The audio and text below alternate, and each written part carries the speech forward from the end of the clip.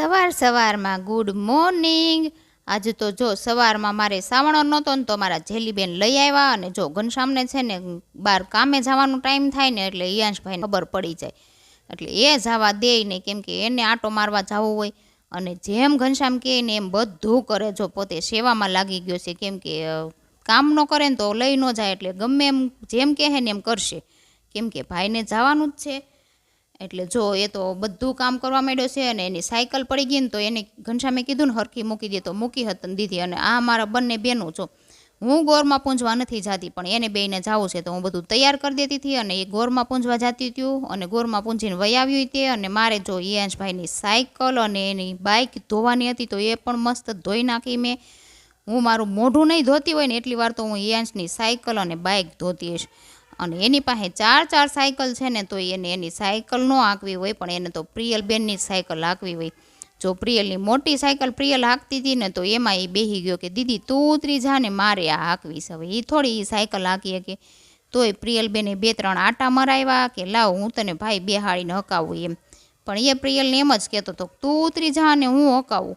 હિયાંશભાઈને અમારે જેમ કરવું હોય ને એમ કરે પાર કરે, એ કોઈની વાત માને જ નહીં। અને ત્યાર પછી જો બપોરનો ટાઈમ થઈ ગયો હતો ને હું સૂતી હતી ને તો અમારા પ્રિયલબેનને હમણાં ખબર નહીં કેમ હું હરખ થાય છે ને કામ કરવાનો, તો એણે મસ્ત મજાની મારી હાટું ચા બનાવી નાખી અને મને ઉઠાડી કે મમ્મી લે મેં તારે હાટું ચા બનાવી નાખી। પછી મેં એને કીધું કે હવે તું કોઈ દિવસ ચા બનાવતી નહીં ને ગેસ અડતી નહીં, તો કે ના મમ્મી મારે તો શીખવું હોય ને, પણ ચા તો બહુ મસ્ત બનાવી હતી, જેવી હું બનાવું ને એવી જ એણે બનાવી હતી, 1 નંબર ચા બનાવી હતી। અને અમારા પ્રિયલબેનને ચા બનાવતા આવડી ગઈ ને તો એને બહુ જ હરખ થતો હતો। અને છે ને હું તો એમ કહું છું કોઈનું માનવાનું નહીં અને કોઈનું જોવાનું નહીં, જો મોજ કરવી હોય ને તો ગમે ત્યાં કરી લેવાય। જો અમારી શેરીમાં એક મોટી ઉંમરના દાદા છે ને તો પણ નાની એવી સાયકલ ચલાવતા હતા, પણ એની ખુશી ગમે ત્યાંથી ગોતી લેતા હોય છે।